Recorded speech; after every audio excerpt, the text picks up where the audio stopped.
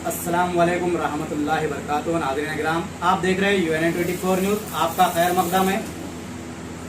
आज हमारे साथ तेलुगु देशम के 10 साला दौरे इख्तिदार में तेलुगु महानाडु ट्रेड यूनियन के टाउन सदर और सीनियर कायद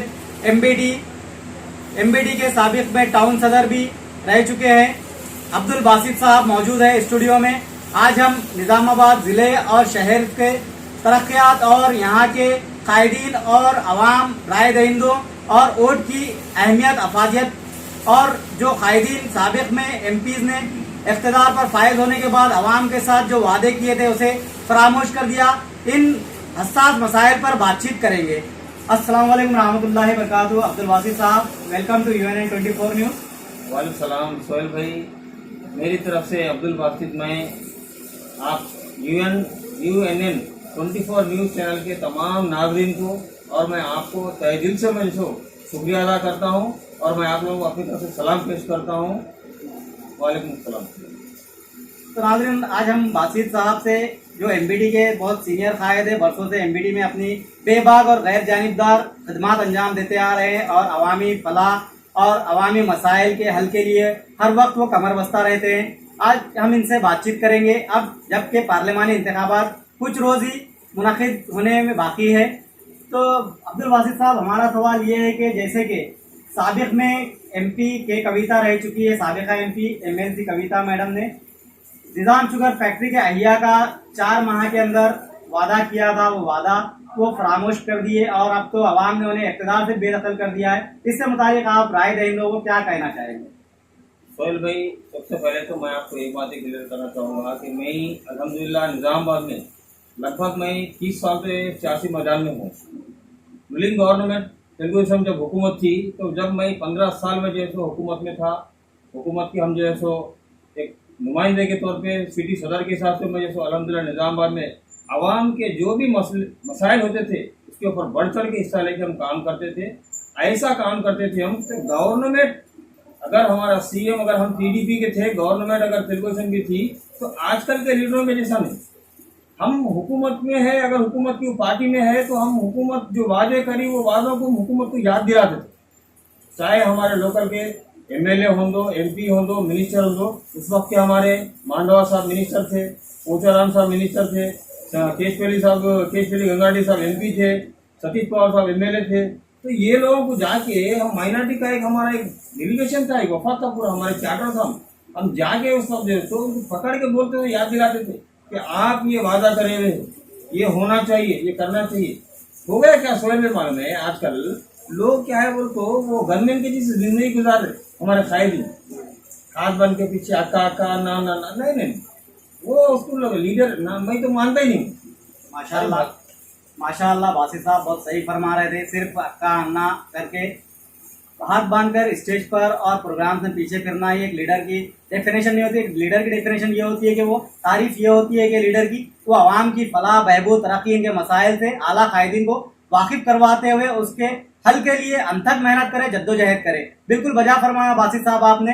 लेकिन मेरा सवाल ये था, तो इस पर तो आपने तफसीली थोड़ी रोशनी डाली, लेकिन कविता मैडम ने जो शुगर फैक्ट्री KCR साहब ने इसके अहिया के लिए शकील आमिर साहब जो साबिक MLA थे ये बातचीत की थी, तो ये लीडर्स के जो वादे थे हवा हो गए। तो राय दहिंदे क्या इस बार भी पार्लियामानी इंतखाबात में BRS कायद पर और इनके वादों पर यकीन करेंगे? बिल्कुल यकीन नहीं करे। और आप देखिए सोहेल भाई, आज तेलंगाना की पूरी आवाम इनकी सबक सीखे, क्योंकि हर वादा झूठा था। KCR साहब को तेलंगाना के सेकुलर जितने भी हमारे भाई थे, हिंदू मुस्लिम सिख ईसाई जितने भी थे ना, सब लोग साथ दिए, इक़्तिदार में लाए। क्यों लाए थे मालूम है? कि भाई हमारा बंगारू तेलंगाना बनेगा, सुनहरा तेलंगाना बनेगा। तो इन्होंने जो वादे करे थे, ऐसे वादे करते, शुगर फैक्ट्री हमारी जो बंद पड़ी हुई है उसको चालू करेंगे। जैसा कि आप तेलंगाना में हम मुसलमानों को 12% रिजर्वेशन देंगे। कहाँ ही रिजर्वेशन बताइए आप? ये आवाम भूलने वाली नहीं है सोहेल में। आज आप कितना भी ये कर लो, आज देखिए आप एक मरतबा हमारे मेंबर ऑफ पार्लियामेंट जब कविता मैडम जब इलेक्शन नॉमिनेशन डालने के बाद फर्स्ट टाइम जब मालापल्ली में आए, तो हम उनका घेराव करें, पकड़ के बोले, मैडम आप एक CM की बेटी है, आप हमारे लिए अगर निज़ामाबाद की MP बनेंगे तो हमारे लिए खुशी की बात है। कोई अच्छी इसके लिए लेकिन आप हमारे निजामाबाद में जो एक मालापल्ली में गर्ल्स जूनियर कॉलेज, जिसकी बिल्डिंग कांग्रेस के पीरियड में, यूपीए गवर्नमेंट के पीरियड में निजामाबाद में डी श्रीनिवास साहब एमएलए थे, मिनिस्टर थे, पीसीसी थे, उस पीरियड में बजट सैंक्शन हुआ और जैसे बिल्डिंग तैयार होगी। सोहेल भाई आप देखिए, आप मैडम हमारे को वादा करेंगे जिस वक्त अगर मैं एमपी बनूंगी, फर्स्ट जीतने के बाद में सबसे पहला मेरा काम जो रहेगा वो काम ये रहेगा कि मालापल्ली गर्ल्स जूनियर कॉलेज को मैं चालू कराऊंगा। बतलाइए आप, 5 साल मैडम के निकल गए, 12 हम जाके उनको याद दिलाते गए, मैडम आप वादा करे थे, मैडम आप बोले थे।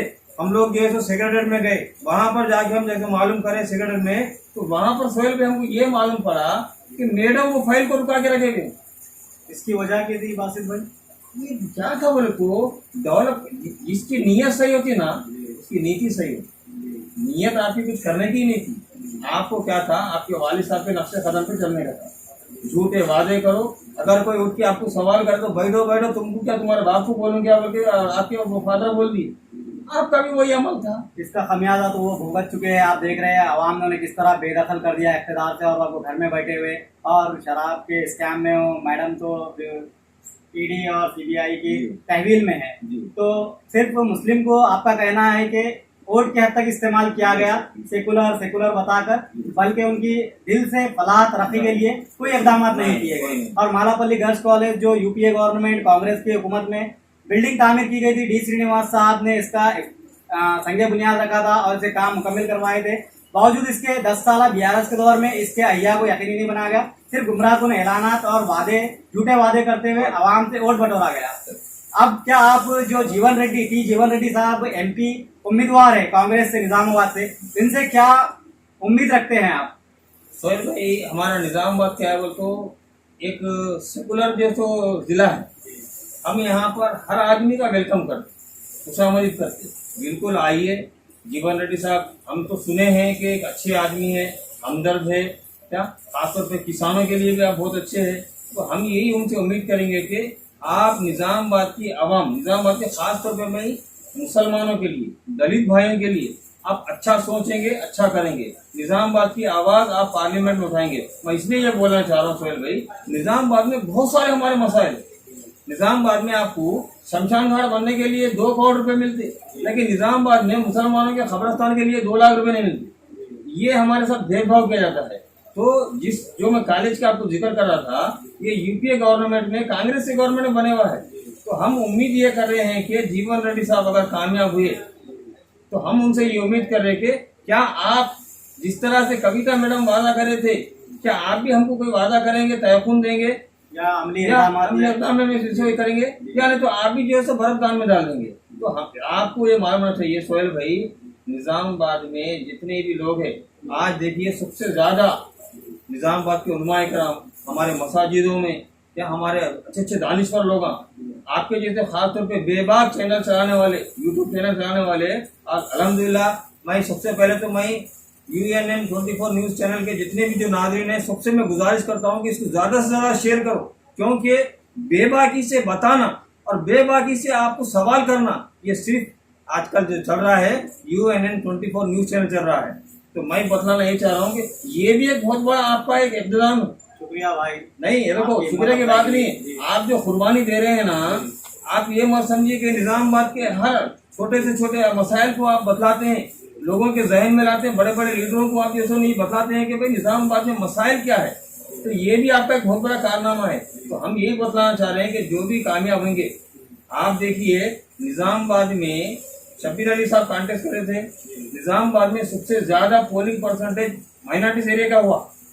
कभी इतना नहीं डाले थे, लेकिन लोगों बढ़ चढ़ के वोट डाले, लोगों की उम्मीद थी, आस थी, लेकिन क्या हुआ बेहतर आप भी जानते हैं और निजामाबाद की आवाम भी जानती है। अभी भी आप निजामाबाद जिले से ना अच्छे से अच्छे आपको वोट मिलेंगे, हर आदमी ख्वाहिश कर रहा, लेकिन हमारी ख्वाहिश आपसे ये है कि आप भी जो है सो निजामाबाद में जो हम हमेशा हमारे को जो है सो धुतकारा जा रहा, हमको जो है सो हम चाहे गवर्नमेंट के जॉब में हों दो, या हम जो है सो कोई भी बड़े कारोबार में हों दो, बिजनेस में हों दो, लोन में हों दो, हमको ऐसे ऐसे वादे बताए गए थे, डबल बेडरूम दिया गया। कहाँ है डबल बेडरूम? केसीआर साहब का वो भरतदान में डाल दिए।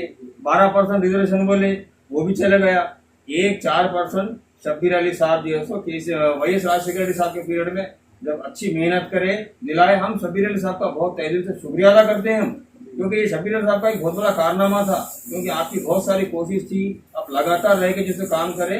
हम यही कोशिश अभी भी कर रहे हैं कि शब्बीर अली साहब हों दो, चाहे जैसे हमारे जीवन रेड्डी साहब हों दो, निजामाबाद की आवाम के बारे में आप खुसूसी तौर पे जरा एक तवज्जो देते हुए, क्योंकि निजामाबाद का खासतौर पर माइनॉरिटी के जो एरिया है ना, इतने अनडेवलपमेंट है सोहेल भाई, आप खस्ता हालत है। आप जैसा कि आप तो हमसे ज्यादा आप जानते हैं, आपको मालूम है, आप पूरा घूम फिर के देख रहे, गली गली डिवीजन डिवीजन पूरे एकदम सलम बस्ती में जैसे हमारे। तो इसकी वजूहत क्या है बासित भाई? मैं यही पूछना चाह रहा था, जो बात जमातें और कायदीन है जो मिल्लत का दम भरती है, लेकिन उन्होंने बिलरास्त तौर पर बीजेपी उम्मीदवार को सपोर्ट किया, रास्त नहीं, डायरेक्ट नहीं, इनडायरेक्ट बीजेपी उम्मीदवार को जिताने में उन्होंने सपोर्ट किया। इस तरह के भी चेमे गोया माशरे में चल रही है, इससे मुतालिक नहीं है। सोहेल भाई, इसमें एक बात ये देखिए, हम जिसको हमारी अपनी एक जमात बोलते हैं कि जमात है हमारी, जिसको हम निजामाबाद से मेयर बना सकते थे, हम उतनी तादाद में दी। अपोजिशन पार्टी को 10 आए 9 आए तो हम 16 17 18 दिए, लेकिन हमारी बदकिस्मती ये है जिसको हम अपने समझे वो हमारे बेगाने निकल गए। मतलब अपने जाती मफादात, सियासी मफादात की तकमील के लिए अवाम का भी सौदा कर दिया इन्होंने, अवाम को पसोपेश रखते हुए सिर्फ अपने जाती मफादात के लिए। इस तरह असेंबली में शब्बीर अली साहब को हराने में भी दिन रात इनका ही हाथ है, ऐसा अवाम कह रही है और मार्केट में ये बात चल रही है। लेकिन आप एक बात याद रखिए, ये जो आप बात बता रहे ना, ये अवाम इसको बहुत बारीकी से देख रहे हैं। आने वाले दिनों में इसका बराबर जो तो खामियाजा इनको भुगतना पड़ेगा। बल्दी इंतखाबात में यकीन मानिए डोर पे डोर जाके तामीर नहीं कर सकेंगे ये लोग। जो लोग ऐसे है, देखो दायरा का फेस करना अलग चीज है, लेकिन आप जैसे नहीं पीछे से वार करना ये बहुत गलत बात है। आपको मुकाबला करना है, सामने से मुकाबला करो, लेकिन आप जो है सो सामने एक बोल रहे पीछे से एक कर रहे, ये चलने वाला नहीं है। ये आज हमारे को निजामाबाद में सबसे बड़ी हमारी बदनसीबी यही है कि हमको निजामाबाद में अच्छा कायद नहीं मिल रहा। हमको जो भी हम जिस पे भरोसा करें ना, वो हमारे पीठ में खंजर मारा। मिस्टर डेवलपमेंट ने बहुत डेवलपमेंट किया करके कहते हैं ना साहब, जैसे मिनी हज हाउस का भी एक चॉकलेट दिया गया था मुसलमानों को बहुत जल्द, लेकिन उस पर एनिमल हस्बेंड्री वालों ने स्टे ला लिया। अंदरूनी तौर पर ये पता चला है कि वो स्टे भी इन्हीं की साजिश थी, सिर्फ ये वोट हासिल करने, असेंबली इंतखाबात में गुमराह करने के लिए ये कहा गया था कि मिनी हज हाउस का हम संग बुनियाद रख रहे हैं। भाई साहब, मिनी हज हाउस के बारे में तो हम पिछले 10-15 साल से सुनते आ रहे, लेकिन हमारे नजर में कभी नहीं आया। वादे तो हमको बहुत सारे करे थे। नहीं, असेंबली इंतखाबात से कुछ रोज कबल संग बुनियाद रखा जाने वाला था, लेकिन म्यूनसिपल वाले वहाँ पहुंचे, वहाँ पर डेयरी फार्म इलाके में एनिमल हस्बेंड्री वालों ने उनकी अराजी होने का दावा करते हुए हाई कोर्ट से स्टे लाया है। सोहेल भाई, आपको बताऊं मैं आपको ये होता कैसा बोले तो, मैं मारे जैसा करता हूँ तो जैसा कर। हाँ वही, इनोज हमको आके सामने से एक बात बतलाते, इनोज पिछले से दरवाजे से क्या करते मालूम है, 1-2 आदमी को भिजा के घर में ये केस डला के रुकाए थे। तो आपको मालूम होना चाहिए, मैं आपको बताया एक बात, देखो निजामाबाद में आप कभी जाके जो तो आप तो जाते रहते, आप लोगों को तो सबसे ज्यादा आपको हर जगह फिरती आप। अगर निजामाबाद की आवाम अगर शमशान घाट देखने का है तो अशरफ वैली में आकर शमशान घाट देखिए, और हमारे कब्रस्तानों की हालत खस्ता हालत देखिए। कब्रस्तान की खस्ता हालत तो छोड़िए बासित, वहाँ से मुरम चोरी भी ये डिगाला गुप्ता के पीरियड में हुआ, लेकिन वो चोर पर आज तक कोई कार्रवाई भी नहीं होती। कहाँ से होती? देखो भाई, वो बोलते नहीं मुमेरे अपने फुकरे तुम्हारे वाली सी बात है, क्योंकि जहाँ से बेटी आने का है वो अपना रहता, वो फुकेरा जो रहता ना वो दूर का रहता, क्योंकि वहाँ बेटी देने का रहता ना मामला। तो जहाँ से आने की आमदनी है, आपको मालूम होना चाहिए, कई जगहों पे मैं बोलना नहीं चाहिए, कई जगहों पे मसाजिद की जमीनों को जो सो डील करे, कई जगह पे मंदिर के जो जमीन जो जहाँ पर दिए वाली थी वहां पर उसको तक जमीनों को बेच के खा गए। तो ये हाल है। तो ऐसे इसमें जो है तो हम किसके जवाब होगा? तो इसलिए हमारी जो है सो सबसे ज्यादा निजामाबाद की आज आवाम बहुत ज्यादा परेशान हाल है। आज हमारे को कोई गवर्नमेंट से कोई लोन नहीं मिलता, कोई डबल बेडरूम नहीं मिलता, हमको कोई जॉब नहीं है। हम आज देखिए पूरे गवर्नमेंट एम्प्लॉय में जैसे हम 0% हो गए, हमारे 8 मस्जिदें शहीद होगी। आज हमारे दिल को तकलीफ है। खुद हमारे निजामाबाद में ये बिगाला गणेश गुप्ता साहब के पीरियड में इलामा गुट्टे में हमारी मस्जिद को जो 2-3 मरियों को शहीद कर दिया गया है, वो जमीन रोड में डाल ली लेके। तो ये किसकी गलती है बासित भाई? ये अवाम की गलती है ना। अवाम अगर अपने हक में बेहतर कायद को मुंतखब करती है, अपना कीमती वोट अगर सही उम्मीदवार के हक में इस्तेमाल करी, तो ये मुसीबतें और ऐसे हुक्मरान मुसल्लत नहीं होते। तो राय दहिंदों को आप ये पैगाम दीजिए कि वो ऐसे हुक्मरान को मुसल्लत करें, ऐसे हुक्मरान को मुंतखब करें अपने कीमती वोट का। इसके लिए आपको घरों से निकलना होगा 13 मई के रोज, और अपने आप में बेहतर जो नेशनल जमात है, सेकुलर कायद है, जो अवाम की फलाह बहबूद और जिसका रिकॉर्ड भी है साबिक में अवामी फलाह तरक्की और बिला भेदभाव बिला लिहाज मजहब तरक्यात को यकीनी वैसे कायदीन और जमात को अगर आप मुंतखब करेंगे तो इसके बिल्कुल आपको आपके बच्चों को एजुकेशनली, सोशली, इकोनॉमिकली हर महाज पर फायदे भी हासिल होंगे ना। सोहेल भाई, मैं आपको ये बताना चाह रहा हूँ कि वोट हमारा जैसे बुनियादी हक है, जमहूरी हथियार भी है। क्योंकि आज संविधान खतरे में है। जी, सबसे बड़ी बात तो जी, चाहे SC ST BC माइनॉरिटी, इसमें हम सब लोग आते हैं। माइनॉरिटी में जैसे सिख भाई हमारे, क्रिश्चियन है, जैन है, बुद्ध है, तो ये सब लोग हमारे आते हैं। आज हमारा सबसे बड़ी बात, हमारा संविधान खतरे में है। इसके लिए मैं निज़ामाबाद के तमाम नौजवानों से, बुजुर्गों से और मेरी फतेह पर्दा सुनने वाली माँ और बहनों से मैं गुजारिश करता हूँ कि आप अपने हक का इस्तेमाल करो। आप जब तक अपना नुमाइंदे को आप अपनी पसंद से, देखो भाई, आप तब तक जो है तो ठगे जा रहे हैं, हमेशा आपको लोग धोखा दे रहे हैं। आप एक कविता मैडम को आप जैसो CM की बेटी है बोल के आप जैसे उनको भरोसा करें, आपको धोखा मिला। अब इससे पहले जैसे हम जैसे और भी जैसे कई MP हमारे निजामाबाद में थे, वो लोग पे भरोसा करें। हम कारपोरेटर पे, अगर कोई आदमी नुमाइंदा कारपोरेटर के लिए भी अगर हमारे पास बैठा ना सोहेल भाई, तो हम क्या करना मालूम है? सबसे पहले क्या भाई, ये वाकई जैसे हमारे जैसे टाइम पे आके घूमने वाला, हमको मिलने वाला, फिरने वाला ऐसा आदमी है क्या? काबिल है क्या? हम कैसे आदमी ढूंढते मालूम है? जो सबसे बड़ी कार में फिरने वाला, जो सबसे बड़े नाम वाला, जो आके हमको टाइम पे 1000 रुपए दे दिया तो बस से, अरे 5 साल तक भाई तुम्हारे को किस तरह से लाके बेच दे रहा हूँ। एक कारपेंटर का काम क्या होता? आपके महल्ले में मिली मसाइल, बल्दी, बर्फी, आबरसानी, ये मसाइल को दूर करना, उसमें सलाहियत भी होना, काबिलियत होना। अरे मामले साहब ने, आफ्टर ने एक कांस्टेबल के सामने खड़ा होने काटता हूँ, उसको बात करने नहीं आता, उसको कोई डिपार्टमेंट का ऑफिस कहाँ पर उसको नहीं मालूम है, तो हमने जाके क्या काम करेगा बोलो? तो हम तो चुन के ला रहे, इसमें गलती हमारे आवाम की भी है, राय दहिंदों की है। ये वासिफ साहब आप बिल्कुल वजह फरमा रहे हैं। राय दहिंदे को भी चाहिए कि वो इंतखाबात के बाद अपना कीमती वोट को बिखरने ना दे और बिकने ना दे। क्योंकि हम ये इसलिए कह रहे हैं बड़ी माजरत के साथ, क्योंकि हमने ऐसा देखा है, आम ये फहम कहा के सलाह मिला हो कि आवाम पैसे पूछती है वोट के लिए, लेकिन अब एजुकेशनल अच्छे हाईफाई इलाकों की आवाम भी कोई 500 रुपये दे रहा है उम्मीदवार, तो 1000 रुपये की डिमांड कर रहे हैं। भाई आपकी एक भैंस, बकरी और गधे से भी कम कीमत लगाई जा रही है, 1500 रुपये। नहीं, इसमें सोहेल भाई, मैं आप माफ करना, मैं आपका एक बात में क्लियर करना चाहूँगा, ऐसा कोई बात नहीं है। और हमारे सलम बस्ती में बाद ऐसे हमारे बादशाह लोग हैं, गलत बात है, ये इल्ज़ाम है उनके ऊपर के वो लोग पैसे लेके वोट डालते करके नहीं मिलता। अक्सर पैसा किसको मिलता सोहेल भाई? जो लोग पार्टी में जो बड़े जो पोस्टों पे रहते ना, वो लोग को आता, वो लोग क्या है, सिर्फ 4 आने 10 पैसे देते खाली, वो लोग आवाम को पैसा नहीं पहुँचता हो, खाली बदनाम किया जाता है आवाम को। बासित साहब मैं रोकना चाहूंगा, एक भैंस की कीमत 75,000, बिल्कुल, गाय की कीमत 50,000, बकरे की कीमत 15,000 है, लेकिन वोटर्स को जो पार्टी के लीडर्स होते हैं और जो लोग डिमांड करते हैं, कितने की करते हैं? 500 से 1000 रुपये की एक वोट की डिमांड करते हैं। अगर वो डिमांड को बालाए ताक रख के उसको छोड़कर, वो पैसों की अहमियत ना देकर बिला मुआवजा अपने मनपसंद उम्मीदवार को अगर मुंतखब करते हैं, तो इसमें आवाम का ही फायदा है ना। तो एक दारू की बोतल, बिरयानी और 500-1000 रुपये को, ये रिवाज को तब्दील करना भी राय दहिंदों की जिम्मेदारी है। हमारा कहना ये है सोहेल भाई, इंशाल्लाह लोग अब बहुत जागरूक हो गए थे, लोगों में अल्हम्दुलिल्लाह बहुत अच्छा शऊर आ गया थे। अब इस बार लोग चाहे ये पार्लियामेंट का इलेक्शन हो दो या इसके बाद आने वाला नेक्स्ट जैसा हमारे कॉर्पोरेशन का इलेक्शन हो दो, ऐसे नुमाइंदों को लोग चुन के लाएंगे कि इंशाल्लाह ये सारा तोड़ निचोड़ निकल जाएगा। क्योंकि एक तो हमको देश को बचाना है, दूसरा हमारे गली को साफ सफाई रखने का है।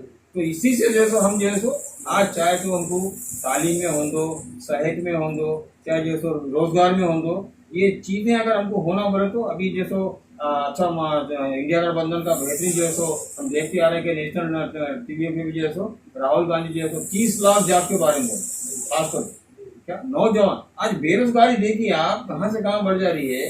आज हम जो आज गवर्नमेंट में एक PM होके जो है सो PM क्या बात कर रहे, तुम्हारी 2 भैंस में से 1 भैंस जो है सो मुसलमानों को दे देंगे। क्या है ये?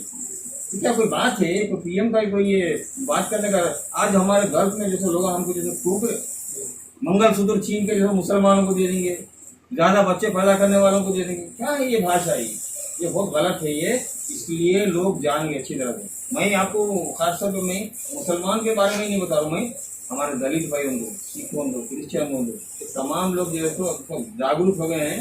और इंशाअल्लाह ये जो अभी कांग्रेस का जो मैनिफेस्टो आया है बहुत बेहतरीन, बहुत बेहतरीन है। मैं आपको जैसे निज़ामाबाद के लेवल पे, डिस्ट्रिक्ट लेवल पे या हमारे तेलंगाना लेवल पे नहीं, ऑल इंडिया लेवल पे मैं आपको बोलूँ, मैं मैनिफेस्टो मैं भी पढ़ा, देखा मैं 25 जो गारंटी जो है ना, वो 5 वादे 25 गारंटी बहुत बेहतरीन है। इसमें जॉब है, सबसे बड़ी बात हमको बेरोजगारी, महंगाई, खासतौर पर हमारे किसान भाइयों के लिए MSP गारंटी, ये बहुत बेहतरीन है। क्योंकि आज से पहले चाहे तो एक खवातीन घर में जो है सो 8,500 रुपये घर की एक जो मेन खवातीन को जो है सो आपको बैंक अकाउंट में गिरेंगे, वो कितनी बड़ी बात है।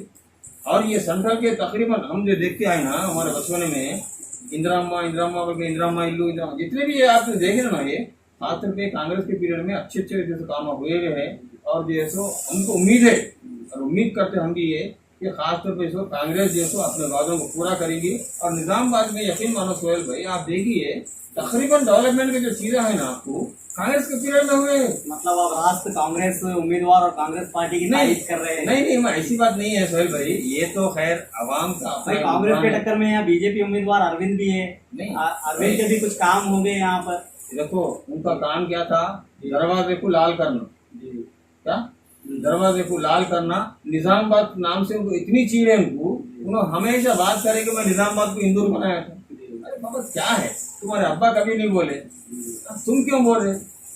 तुम भी जो है तुम्हारे वालिद साहब के पीरियड से कांग्रेस में रह के जो है दुनिया का कमाए खाए सो आए से है ना, तो क्या हुआ ये बात नहीं है। आप एक मेंबर ऑफ पार्लियामेंट है, आपका डेवलपमेंट 5 साल में क्या है बताइए। आप हल्दी बोर्ड लाते हो बल्कि आप किसानों से वादा करे थे, आप लाए नहीं। निजामाबाद में आप जो कौन सा अच्छा जो है तो बड़े ट्रक पे आप जैसे रोड़ा डलाए, नालियां बनाए, ड्रेन कराए, कि अच्छे बड़े प्रोजेक्ट लाए, कोई इंडस्ट्रियल फैक्ट्रियां लाए, आप निजामाबाद के नौजवानों को रोजगार को जुड़ाया, वो बताइए। आप कभी भी आप मसला आ रहा, आपकी पार्टी आपकी जमात का जैसे मसला क्या होगा मालूम है, हिंदू मुस्लिम, हिंदुस्तान पाकिस्तान, जितने भी आए, राम मंदिर, ये मंदिर मस्जिद, यही बातें हैं खाली। इससे पेड़ भरने वाला नहीं है। इससे तमाम लोग ये सब ये हो गए से इंशाल्लाह आने वाले दिनों में हमको तो ऐसा लग रहा। देखो भाई, हमारे पास हमारे जमात के हमारे गाजी मिलत अलहाज मोहम्मद अमान खान साहब मरहूम जो थे ना, हमेशा SC ST BC माइनॉरिटी तमाम तबकों को साथ लेके चलते थे।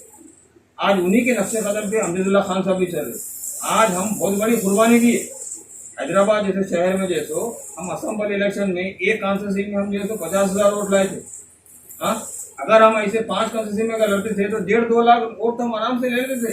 लेकिन आज हमारे सदर मोहतरम मजीदुल्लाह खान फरज साहब जैसो और हमारे अमजदुल्ला खान साहब आज एक डिसीजन लिए, क्या लिए कि भाई आज हमको जो है संविधान को बचाना है। संविधान बचेगा तो मुसलमान होंगे, दलित होंगे, सिख क्रिश्चियन सबका जो तो हुकूक बचेगा। अगर संविधान खत्म हो गया तो आने वाले दिनों में ऐसा लोग बोल रहे हैं कि वोट डालने का हक भी हमारा खत्म हो जाएगा। अच्छा, ये वोट के हक से अभी याद आया कि डी अरविंद साहब MP साहब जब एक मौजे में पहुंचे तो खातिन ने सवाल किया डेवलपमेंट से, तो उन्होंने कहा कि मुझे वोट डालना है तो डालिए, आपके वोट की जरूरत है और मुस्लिम वोट की तो मुझे जरूरत नहीं है। सोहेल भाई, जैसा कि आप देखिए इलेक्शन कमीशन फर्स्ट चरण में जैसे 19 तारीख को हुआ, सेकंड जो है 26 को हुआ। अक्सर करके हम देखते आते थे कि भाई इलेक्शन खत्म होता 5 बजे पोलिंग खत्म हो जाती, लास्ट 7 बजे से अगर कुछ लोग बचे हुए थे तो 11 बजे 12 बजे फाइनल रिजल्ट आता था कि निजामाबाद कॉन्स्टिट्यूंसी में इतना वोट गिरा, इतना परसेंटेज गिरा, इतने लेडीज का गिरा, इतना जेंट्स का गिरा। आज देखिए आप इलेक्शन कमीशन पोलिंग हुई से 10 दिन 15 दिन होने के बाद इलेक्शन का रिजल्ट डिक्लेयर नहीं करता। फिर आज हम तकरीबन जगहों पे देखते आ रहे कि EVM में गड़बड़ी, जहाँ पर 100 वोट रहने का था वहाँ 120 वोट निकल रहे। तो कैसा भरोसा करना बोलो आप। तो इनके खुद के MP, इनके खुद के लोग ये ऐलान कर रहे कि हमको 400 सीटा जो हम संविधान बदल देते, तुम वोट नहीं भी डाले तो हम जीत जाते। इससे क्या जहन में आता बोलिए आप। भाई ये पढ़ा लिखा आदमी बोले तो नहीं भाई वो कुछ नहीं हो सकता बोलेगा, लेकिन जो अनपढ़ आदमी है, जो पढ़ा लिखा कम पढ़ा हुआ है या नहीं पढ़ा हुआ है, तो उन्हें क्या सोचना, तो मैं वोट डाल के क्या फायदा। मैं वोट डाला तो वो मशीन में मैं डाल रहा हूँ इसको, वो जा रहा BJP, मैं डाल रहा हूँ एक को, वो जा रहा BJP को। तो वो लोगों में बहुत तश्वीश है। आज लोग जैसे नहीं वोट डालने के लिए भी डर रहे। आज देखिए आपको 2 चरण का इलेक्शन हो गया हिंदुस्तान में हमारे, आज पोलिंग परसेंटेज 5 से 10% पोलिंग गिर गया हमारा, और इलेक्शन कमीशन को कान पे जूं नहीं लगी। ये बोलना चाहिए कि इलेक्शन कमीशन जो है तो पोलिंग परसेंटेज हमारा क्यों गिर रहा, इसको बढ़ाओ, इसको आगे और ले करो, क्योंकि हर आदमी अपना हक डालना चाहिए।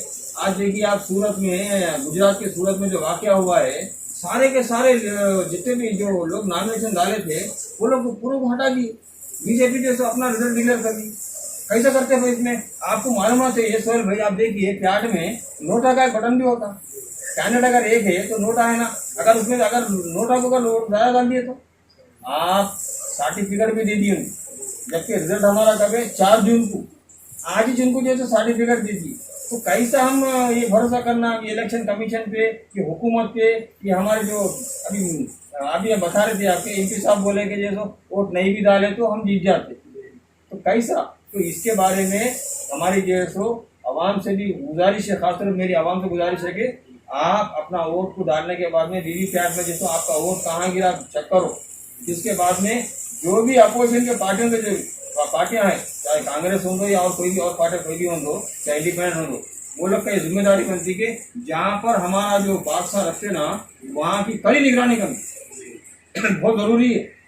क्योंकि मैं एक वाक़या देखा था, मैं अफजल अंसारी, तो ऐसे जैसे इससे पहले 2019 में ये सिलसिला चला था, तो अफजल अंसारी क्या करे मालूम है, लगातार 1 महीना जितना वो ईवीएम बॉक्सों जहाँ रखे हुए थे गोदाम में, 18 राउंड क्या करे मालूम है, डाल के पूरे बच्चों को उठा के खाना पकाना हुआ पूरा वहीं कर के बैठ गए। कोई गाड़ी को अंदर आने नहीं दिया, कोई गाड़ी को बाहर जाने नहीं दिया, तो उन्हें जीत गए थे और तकरीबन लोग हार गए थे। तो बोलने का मतलब ये है कि ईवीएम में जो है तो हम तो देखो इल्ज़ाम लगाने वाले हम नहीं होते। आज हम जो है तो पूरे चैनलों पे जितने भी आ रहा ना बता रहा ना, लोग जो है तो खुल के बता रहे। अभी आप देखिए परसों मणिपुर में कहीं वाक़या हुआ, लोग ईवीएम मशीनों को लाके बाहर तोड़ दे रहे। हाँ, तो बताइए कितना लोगों में आक्रोश है। लोग बोल रहे कि आपको हमको पहले पुराने ज़माने का वही अच्छा था, हमारे को जैसो हम थप्पा मारेंगे, हमारा वोट का पेटी में बंद गया था हमारा। तो इसमें भी जैसो कोई डाउट नहीं है। जो हमारे मेंबर ऑफ पार्लियामेंट हमारे अरविंद साहब जो बोल रहे हैं ना, ये होने वाला नहीं है बराबर। तो इंशाल्लाह जैसो निज़ामाबाद की आवाम बहुत जागरूक है। इंशाल्लाह जो भी अपना वोट डालेंगे, अपने हक का मत का इस्तेमाल करेंगे ना, वो लोग जैसे उसकी हिफाजत भी करेंगे और इंशाल्लाह कोई भी जीतेगा ईमानदारी से जीतेगा इंशाल्लाह। तो नाज़रीन, जैसा कि आप सुन रहे थे, अब्दुल बासित साहब एमपीडी कायद हमारे साथ मौजूद थे। वो बता रहे थे कि अब की बार आवाम बहुत बाशऊर हो चुकी है और वो अपने वोट को ना बिकने देंगी, ना बिखरने देंगी, ना मुंतशिर होने देंगी, बल्कि मुत्तहिदा तौर पर वो एक ही उम्मीदवार के हक में भरपूर तायद का ऐलान करते हुए उसे ही वोट करेगी। और हम भी आपसे यही गुजारिश करेंगे कि सेकुलर जहन और सेकुलर जमात के कायदीन के हक में अपना मुत्तहिद तौर पर वोट करें। 13 मई के रोज़ पोलिंग होनी है। 13 मई के रोज़ पोलिंग बूथ पर पहुंचे, चाहे ज़ईफ़ हजरात हो या उम्र रसीदा ख्वातीन हो, लड़के लड़कियां जो 18 साल मुकम्मिल कर चुके हैं, पहली मरतबा वोट करने वाले, उनसे भी हम ख्वाहिश करेंगे, गुजारिश करेंगे कि वो पोलिंग बूथ पहुंचकर अपना कीमती वोट दें और अपने हक में बेहतर उम्मीदवार का इंतखाब करें। जैसा कि अब मुल्क के हालात बहुत कशीदा है और बहुत यहाँ पर तफर्रुक़ा की सियासत की जा रही है। डिवाइड एंड रूल, जिसे अंग्रेज़ों के ज़माने में कहा जाता था, 1947 से लेकर 1914 तक तो ये मामला बहुत सरल अंदाज में अच्छे से चलता रहा, लेकिन 14 के बाद से मरकज़ में जब से बीजेपी इख्तिदार पर फायद हुई है, एनडीए की हुकूमत, तब से हिंदू मुस्लिम, हिंदू राष्ट्र और सेकुलर हिंदुओं को भड़काने, उकसाने, मुसलमानों से लड़ाने का काम किया गया है। आप अगर अपने दस्तूर की बका और जमहूरी हुकूक की बका और मुस्तकबिल को रोशनाद और अमन व अमान भाईचारे के साथ गुजारना चाहते हैं, तो हम भी आपसे यही अपील करेंगे कि वोट के परसेंटेज में 100% इजाफा करें और घरों से निकले, पोलिंग बूथ पहुंचे, 100% वोट के निशाने को मुकम्मिल करते हुए फाशिस्ट फिरकाप्रस्त ताकतों को मुंह तोड़ जवाब दे और सेकुलर कायद को मुंतखब करे। अब्दुल बासित साहब भी यही आपसे गुजारिश कर रहे थे। तो आपका वोट ही आपके हालात को बदल सकता है। हमारे साथ मौजूद थे अब्दुल बासित साहब और ये आपसे कुछ एक अहम पैगाम देना चाह रहे हैं। मैं एक अहम आपसे मेरी गुजारिश है, सारी माफ़ करना, मैं आवाम से ख़ास तौर पे मैं एक मेरी दर्दमंदाना अपील है मेरी।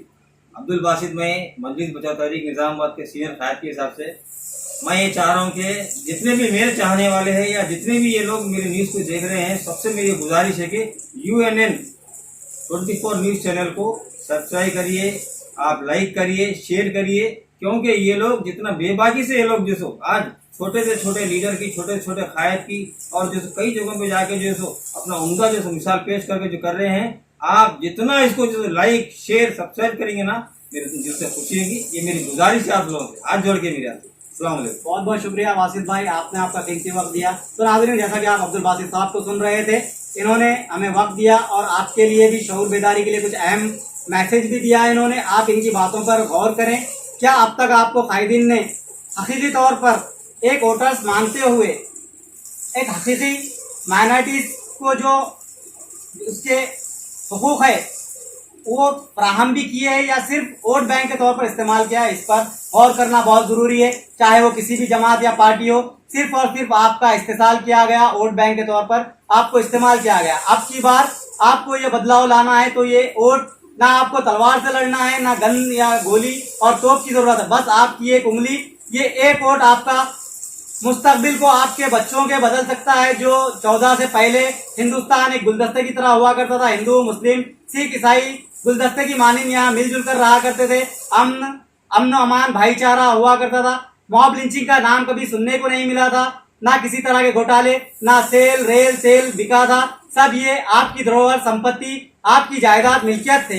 लेकिन जब से 14 से मोदी इख्तियार पर आए हैं, बीजेपी एनडीए हुकूमत ने इख्तियार हासिल किया है, तब से रेल तेल सेल भेल हवाई अड्डे सब बिक गया है। आपकी कीमती जो प्रॉपर्टीज थी, जायदादें थे, मुल्क की संपत्ति थी, इसे फरोख्त करने का डिवाइड एंड रूल्स की यहाँ पर हुकूमत की गई है। तो हमारी भी आपसे अदबन गुजारिश है कि आप सेकुलर जमात और सेकुलर ज़हन कायद को मुंतखब करें, आपके अपने फायद के लिए करें, ना कि दूसरे के। आपका मुस्तकबिल संवरेगा, आपके नौनिहालों का मुस्तकबिल रोशनास होगा और आप पुरसुकून जिंदगी गुजार सकेंगे और पहले जैसा सुनहरा हिंदुस्तान बनाना आपके हाथ में। आपका एक कीमती वोट इन सब बातों को यकीनी बना सकता है।